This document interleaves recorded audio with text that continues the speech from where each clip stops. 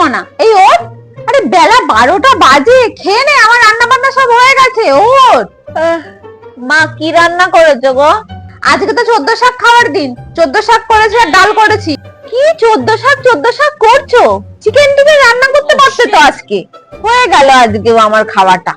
এই ওই কথা বলিস না, আজকে 14 শাক খাওয়ার দিন, 14 শাক খেলে ভূতে ধরবে না। আবার সন্ধ্যাবেলা 14 প্রদীপ দিতে হবে আজকে। সত্যি মা, 14 শাক খেলে ভূত টুত ধরে না? না না, ধরবে না। যত বড় ভূতই হোক, তার বাপের 7 দিনে যে তোকে ধরবে। তাড়াতাড়ি 14 শাক খেয়ে নে, চলে আয়।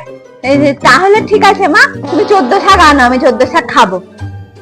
হ্যালো, এই কোথা দিয়ে যাবো রে তোদের বাড়ি? চারিদিকে তো অন্ধকার আর মাঠ ঘাট ঝোপ ঝাড়। ও আর একটু সামনে, আচ্ছা ঠিক আছে। অনেকদিন পরে মানুষের গায়ের গন্ধ পাও। এই অনেকদিন আমি কিছু খাইনি, আজকে পেয়েছি আমার শিকার। এইদিকে আয়, তোর আগে মুন্ডুটা চিবিয়ে খাবো, তারপর লেগ পিস, তারপর সারা গা। চলে আয়, চলে আয়, এদিকে আয়। ওরে বাবা, এটা কে রে? তো ভূত। আজকে গেছি আমি মরে। যত বড় ভূতই হোক, তার বাপের 7 দিনে যে তোকে ধরবে। এই ভূত, তোর এত বড় সাহস! জানিস তুই আজকে আমি 14 শাক দিয়ে ভাত খেয়েছি? ভুল হয়ে গেছে মালকিন।